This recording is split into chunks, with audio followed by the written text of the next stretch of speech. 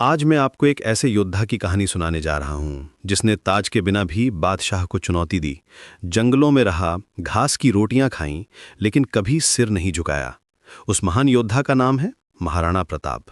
एक ऐसा नाम जो आज भी हर भारतीय के दिल में गर्व की लहर दौड़ा देता है। 16वीं सदी का भारत, चारों तरफ अकबर का साम्राज्य फैल रहा था। दिल्ली से लेकर बंगाल तक, गुजरात से लेकर बिहार तक, हर जगह मुगल झंडा लहरा रहा था। एक के बाद एक राजपूत राज्य उसके सामने झुक रहे थे। राजा महाराजा अकबर के दरबार में हाजिरी लगाने को मजबूर थे। लेकिन राजस्थान के पहाड़ों में एक छोटा सा राज्य था, मेवाड़, जो अभी भी आज़ाद था, और इस आज़ादी का नाम था महाराणा प्रताप। वे जानते थे कि स्वतंत्रता कोई सौदा नहीं है जिसे खरीदा या बेचा जा सके। अकबर ने प्रताप के पास संदेश भेजा।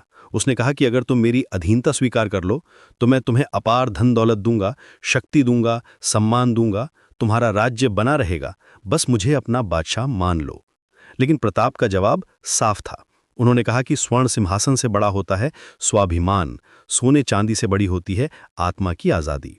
यहीं से शुरू हुआ इतिहास का सबसे बड़ा टकराव।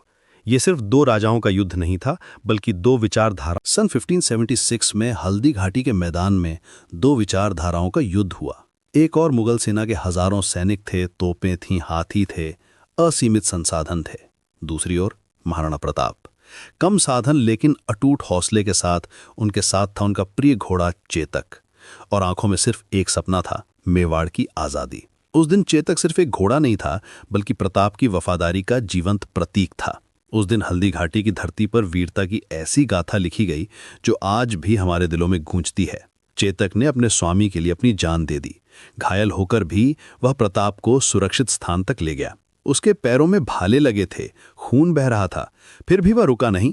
यह था स्वामी भक्ति का वह उदाहरण जो इंसान को भी शर्मिंदा कर देता है। युद्ध भले ही निर्णायक न रहा हो, लेकिन महाराणा प्रताप कभी पराजित नहीं हुए। उनकी हार भी जीत से कम नहीं थी। युद्ध के बाद शुरू हुआ संघर्ष का दूसरा चरण। प्रताप और उनका परिवार जंगलों में चले गए। वहां उन्होंने कैसे कैसे दिन काटे। परिवार ने भूख सही, घास की रोटियां खाईं, पत्तों पर भोजन किया, लेकिन आत्मसम्मान से कभी समझौता नहीं किया। कभी कभी तो दिन भर में सिर्फ पानी ही नसीब होता था। राजमहल से जंगल तक का यह सफर दिखाता है कि सच्चा राजा वो नहीं जो सिंहासन पर बैठा हो, बल्कि वो है जो अपने सिद्धांतों पर अटिग रहे। प्रताप ने साबित कर दिया कि राजपाट मन में होता है, महलों में नहीं। अकबर ने किले जीत लिए, जमीन जीत ली, लेकिन महाराणा प्रताप का मन नहीं जीत सका। यही तो था प्रताप की असली जीत। वे समझ गए थे कि शरीर को गुलाम बनाया जा सकता है, लेकिन आत्मा को नहीं। मन को झुकाया जा सकता है, लेकिन स्वाभिमान को नहीं।